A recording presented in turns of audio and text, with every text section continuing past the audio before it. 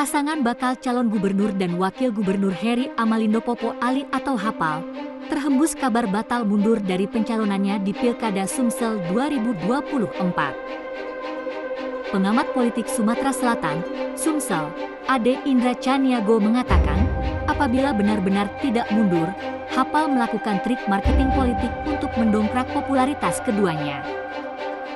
Dilanjutkannya, kabar Hapal mundur membuat Pilkada Sumsel 2024 menjadi hangat diperbincangkan publik.